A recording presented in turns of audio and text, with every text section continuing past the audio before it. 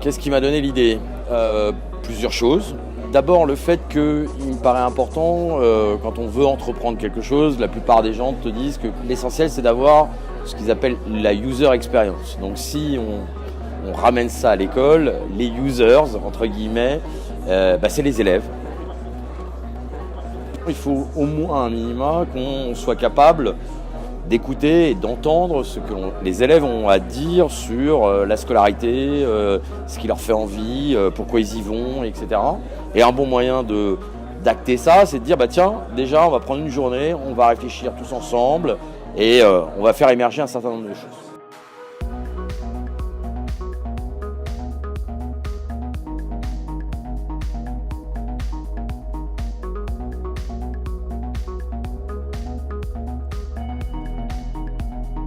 Alors aujourd'hui, je suis dans le groupe qui travaille sur les projets de 2A.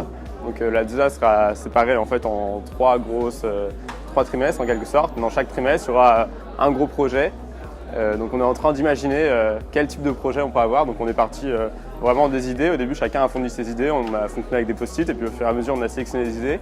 Donc là, on est au stade où on a 10 projets.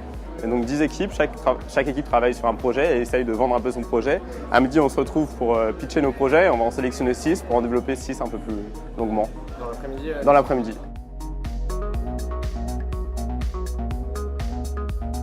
Alors je m'occupe du thème définition de l'ingénieur des mines.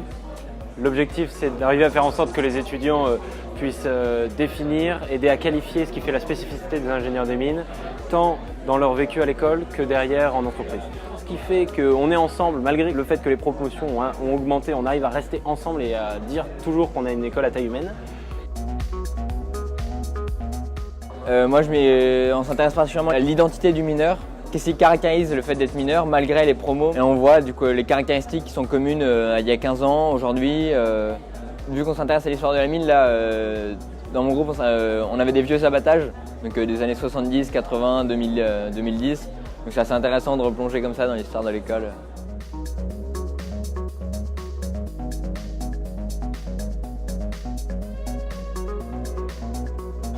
Le deuxième objectif, et c'est celui de l'après-midi, ça va être vraiment de définir des livrables de communication.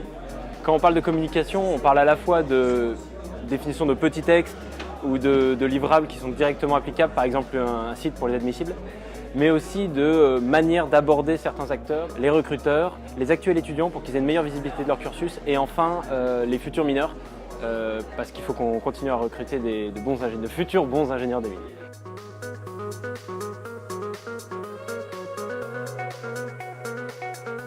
Donc moi, ma thématique, c'était les jaunes. On parlait d'infrastructure et d'innovation pédagogique. J'ai un groupe qui a travaillé sur toutes les méthodes alternatives pédagogiques. Qu'est-ce que ça peut être un cours du XXIe siècle ? Il y a plein d'idées qui enrichissent les formats et qui fait qu'on apprend mieux. Nous, c'est innover dans l'apprentissage des langues, anglais, allemand, espagnol. Et du coup, vous avez déjà des petites idées, vous avez déjà avancé sur votre travail? On a trop d'idées, on est à la bourre sur le programme. Du coup, pour l'instant, on évoque toutes les idées, on brainstorm avec plein de post-it et on essaie de faire émerger des thèmes et des premières solutions qu'on va bientôt présenter. Les langues, c'est un enjeu en école d'ingé parce qu'il faut à la fois faire le pont entre le lycée et le monde professionnel. Donc il y a plein de méthodes innovantes pour se familiariser avec les langues, les cours en anglais, mais ça peut être des formats plus immersifs.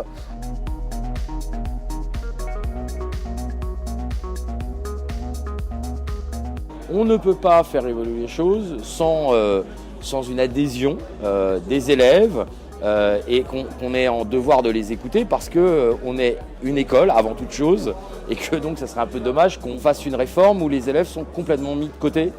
Aujourd'hui, les élèves ont besoin de plus de sens, de comprendre pourquoi ils font les choses, pourquoi ils vont s'investir là-dedans. Et donc il est important aussi que dans ce cadre-là où on veut donner du sens, que les élèves aussi soient présents dans la démarche de cette réforme-là.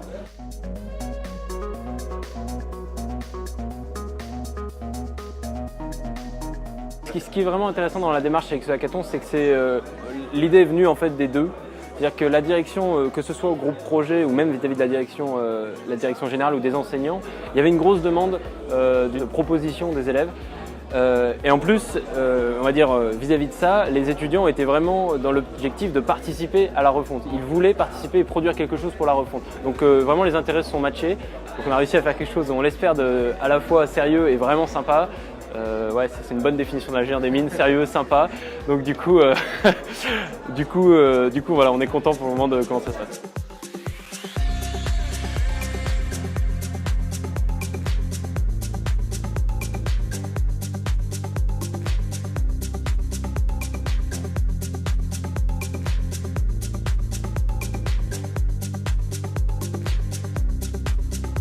Salut à tous, donc du coup merci d'avoir bien mangé, c'était vraiment sympa et on va commencer tout de suite le sondage, donc si vous pouviez vous connecter.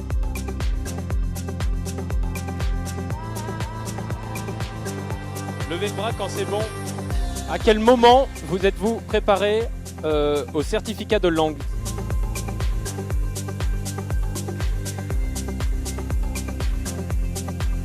Pour travailler sur un projet de groupe, vous préféreriez aller chez toi, à la cafette, dans une salle libre quelconque, dans un espace de coworking qui serait dédié?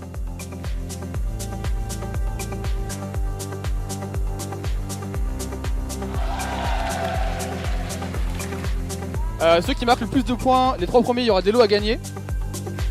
Une question très classique, s'il vous plaît, c'est un QCM. Que trouve-t-on entre les couches géologiques du Tithonien et de l'Oxfordien? T'aurais dit quoi, toi? Je sais pas, le Bajocien. T'aurais dit le Bajocien? Ouais. Et la réponse était le Chiméridien. Ah, ils sont bons. Voici un plan du RERB. Où est l'arrêt Lozère École Polytechnique? Alors, non mais vraiment, c'est pas mal. C'est la bonne branche et c'était là. Vous êtes prêts? Dans 5 secondes, photo de groupe. Petit sourire. Petite piche.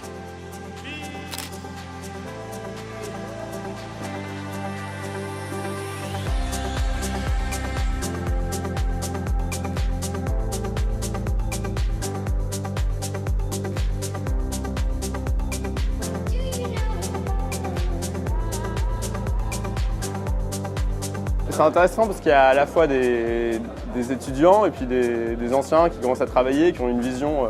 Nous, on travaille dans notre groupe sur des projets énergétiques et il y a des jeunes professionnels du secteur donc, qui ont une vision différente, qui ont plus de recul et c'est très intéressant d'avoir leur retour.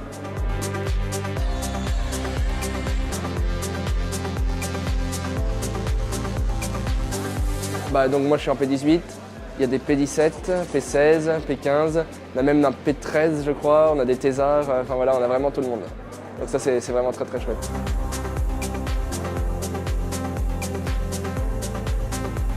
Je trouve ça bien qu'il y ait ce débat, qu'on implique les élèves, tous les mineurs anciens et actuels dans le cursus. Et en tant que P18, je me dis que ça peut être bien d'avoir un regard un peu neuf parce qu'on vient d'arriver. Et je trouvais ça intéressant en fait, de dire ce qu'on pensait pour l'instant de notre vie aux mines, de ce qu'on avait appris en 6 mois.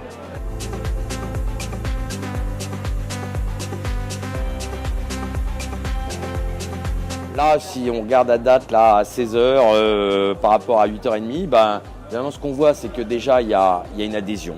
Les élèves sont là, ils bossent, ils sont sérieux. Je crois qu'ils trouvent aussi le truc très sympa, bien organisé, bien préparé. Et donc déjà de ce point de vue-là, c'est déjà une réussite.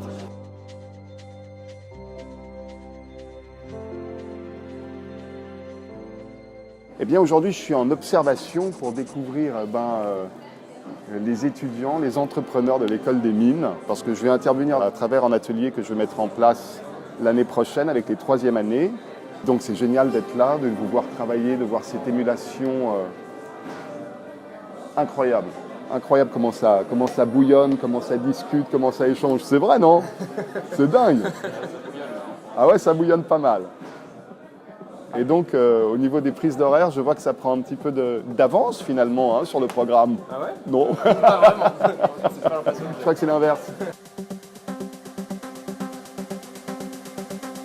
Et qui est super sympa, c'est l'environnement qui est très différent. Ça nous donne vraiment envie de nous investir là-dedans. Il y a de l'espace, on peut vraiment discuter comme on veut. Enfin, c'est vraiment super important. C'est intense, mais c'est assez détendu. Enfin, comme on est motivé, forcément, même si c'est intense, c'est pas dérangeant. Enfin, l'ambiance est très décontractée, un très bon boulot d'organisation, donc c'est cool.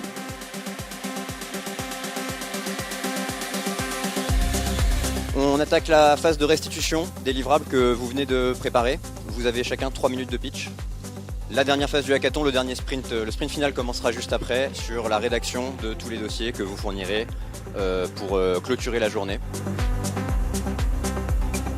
Et après, l'ensemble de ce qui va émerger, toutes les idées, alors il y a certaines qui vont être retenues comme des éléments on va montrer, mais je pense qu'il y a aussi plein d'autres idées qui ont émergé à droite, à gauche, qu'on va récupérer et qui vont justement nous donner aussi beaucoup de matière dans l'école pour dire mais regardez, il y a tout ça qui a émergé, hein, donc on a du travail, on peut saisir toutes ces opportunités-là, on va falloir se positionner.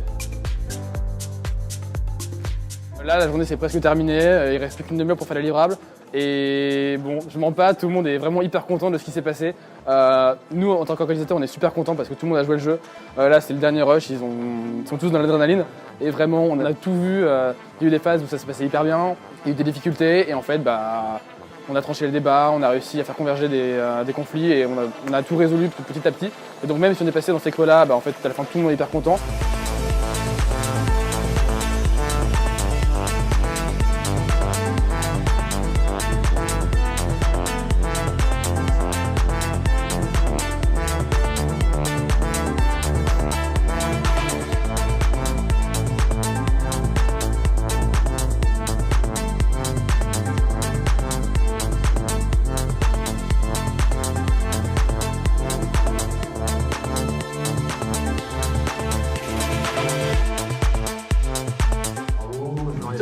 Ce matin, il est 22h45, on est toujours là.